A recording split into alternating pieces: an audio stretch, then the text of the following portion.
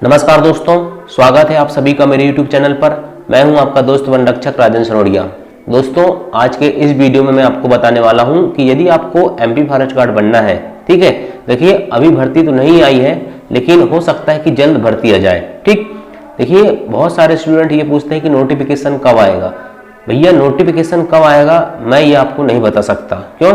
क्योंकि जिस प्रकार के हालात अभी चल रहे हैं तो आप भी उससे परिचित हो। ठीक है, यदि मुझे पता होता या किसी को भी पता होता कि नोटिफिकेशन कब आएगा तो आप खुद अपने दिमाग से सोचिए कि मध्य प्रदेश में भर्ती सत्याग्रह चल रहा है तो वो क्यों चलता। मतलब बहुत सारे स्टूडेंट्स भर्ती सत्याग्रह में शामिल हो रहे हैं, तो यदि पूरे मध्य प्रदेश के अंदर किसी भी स्टूडेंट्स को या किसी भी टीचर को ये पता हो जाए कि नोटिफिकेशन कब तक आएगा तो फिर ये भर्ती सत्याग्रह की जरूरत क्या थी। ठीक है, तो आप जो जिस प्रकार के लोग यूट्यूब में आपको डालते हैं थंबनेल बना के कि ये लो आ गया नोटिफिकेशन, ये आ गई भर्ती, तो ये सब बातें व्यर्थ हैं। जरा सा कोई अपडेट आता है किसी भी चीज का तो उसको ऐसा बढ़ा चढ़ा कर वो लिखते हैं, ये सब गलत है। ठीक है, और यदि आप देख रहे हैं तो शौक से देखिए, उससे मेरा नुकसान नहीं है, आपका ही नुकसान होगा। ठीक है, तो चलिए मैं आपको गाइडलाइन दे सकता हूँ, आपको गाइड दे सकता हूँ कि आपको कैसे फॉरेस्ट गार्ड बनना है। ठीक है, तो मैं आपको कुछ बातें बता सकता हूँ दोस्तों, जिससे आपको हेल्प हो सकती है कि आप फॉरेस्ट गार्ड बन सकते हैं। तो नंबर एक चीज़ है दोस्तों सिलेबस। देखिए आप यदि MP फॉरेस्ट गार्ड की तैयारी कर रहे हो तो आपको MP फॉरेस्ट गार्ड का सिलेबस पता होना चाहिए। ठीक, अभी नोटिफिकेशन नहीं आया है, लेकिन दोस्तों हम ओल्ड क्वेश्चन पेपर और लेटेस्ट जो एग्जाम हुआ है उसके आधार पर ये तो कह सकते हैं कि MP फॉरेस्ट गार्ड के एग्जाम में क्या क्या आता है। तो जैसे आपको पता है कि MP फॉरेस्ट गार्ड के एग्जाम में हिंदी आती है, इंग्लिश आती है, मैथ्स आती है, साइंस आता है और GK आता है। तो दोस्तों आपको सिलेबस याद होना चाहिए। ठीक है, सिलेबस तो, लेकिन MP फॉरेस्ट गार्ड के सिलेबस में दोस्तों उसने सिर्फ सब्जेक्ट के नाम लिखा है, उसने ये नहीं लिखा है कि कौन से सब्जेक्ट से कौन से टॉपिक के क्वेश्चन पूछे जाएंगे। तो आपको करना क्या है, देखिए आपको ओल्ड क्वेश्चन पेपर उठाना है और ओल्ड क्वेश्चन पेपर में क्या करना है कि देखना है कि कौन से सब्जेक्ट में कौन सा क्वेश्चन कौन से टॉपिक से आया है। ठीक है, तो आप उस टॉपिक को दोस्तों पढ़ें। ठीक, आपके पहली स्ट्रेटेजी ये होना चाहिए कि आपको सिलेबस पूरा याद होना चाहिए। ठीक है, कौन से सिलेबस में कौन से टॉपिक से क्वेश्चन आते हैं ये आपको पता होना चाहिए। ठीक है, नंबर दूसरी चीज है दोस्तों, सिलेबस के बाद है बुक्स। बुक्स कौन सी पढ़ना है।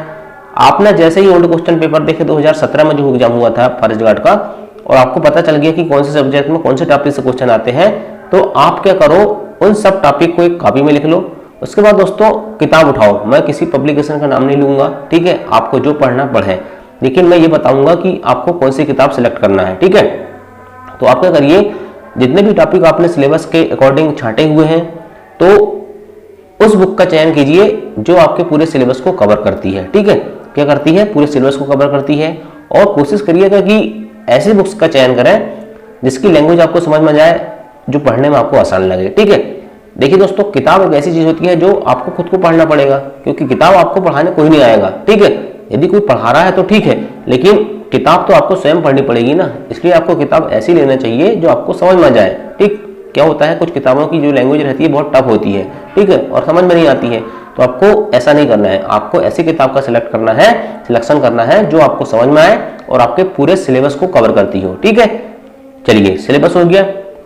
इसके बाद तीसरी चीज है दोस्तों कंटिन्यूटी। ठीक, आपको अपनी पढ़ाई में रेगुलरिटी रखना पड़ेगा। अभी आपके पास मौका है दोस्तों, भर्ती नहीं आई है तो आप ये मत सोचिए कि भर्ती कभी नहीं आएगी। ठीक है, भर्ती कभी ना कभी तो आएगी। ठीक है, यदि आपकी प्रिपरेशन हो गई है तो बहुत अच्छी बात है, आप दूसरे एग्जाम की तरफ भी जा सकते हो। ऐसा नहीं है कि आप सिर्फ MP फॉरेस्ट गार्ड के एग्जाम के भरोसे बैठे होंगे। यदि आपको लगता है कि मेरी MP फॉरेस्ट गार्ड का जो सिलेबस है उसकी तैयारी पूरी हो चुकी है तो आप दूसरे एग्जाम की तैयारी करो, दूसरे सब्जेक्ट की तैयारी करो। लेकिन दोस्तों आपको पढ़ाई का करना पड़ेगा, कंटिन्यू करना पड़ेगा। ठीक है, कंटिन्यूटी का मतलब दोस्तों ऐसा नहीं है कि आप पढ़ने बैठ कर तो पढ़ते ही रहोगे, नहीं, 24 घंटे पढ़ रहे हैं, 18 घंटे पढ़ रहे हैं, ऐसा पढ़ने से नहीं। पढ़ने कंटिन्यूटी का मतलब दोस्तों कि जैसे आपने मान के चलिए 5 दिन पढ़े। ठीक है, 5 दिन पढ़ने के बाद आप पता चल रहा है कि 5 दिन गोल हो गए। ठीक है, आपने 5 दिन पुस्तक काफी खोल के नहीं देखी, तो ये ऐसा नहीं करना है। ठीक है, उससे आप पढ़ाई से दूर हो जाओगे और फिर आपकी जो कंटिन्यूटी बिगड़ेगी दोस्तों, तो बहुत सारी चीज माइंड से स्किप हो जाती है। ठीक है, इसलिए कंटिन्यूटी बना के रखें और कोशिश करें कि जो चीज आज पढ़ें उसका रिवीजन 1 हफ्ते के अंदर जरूर कर लें। ठीक है, क्या कर लें, 1 हफ्ते के अंदर उस टॉपिक का रिवीजन एक बार जरूर करें। ठीक, नंबर चौथी चीज है दोस्तों मॉक टेस्ट, ठीक है, टेस्ट आपको देना जरूरी है। ठीक, कहीं से भी आप कोई टेस्ट का जुगाड़ करिए, यदि टेस्ट का जुगाड़ नहीं हो पा रहा है दोस्तों, तो अभी आप कोशिश करिए कि अभी ना भी दोगे तो चल जाएगा, लेकिन जैसे ही एमपी फर्स्ट गार्ड का नोटिफिकेशन आएगा तो आप कोशिश करना कि कहीं का भी कोई ऑनलाइन टेस्ट मिलता है फ्री में तो आप उस टेस्ट को देने लगे, ठीक है। लेकिन टेस्ट को देने के बाद ऐसा नहीं होना चाहिए दोस्तों कि आपके टेस्ट में 90 नंबर आने लगे, ठीक, 80 नंबर आने लगे तो आप उसमें ढील डोरी दे दो, ठीक है।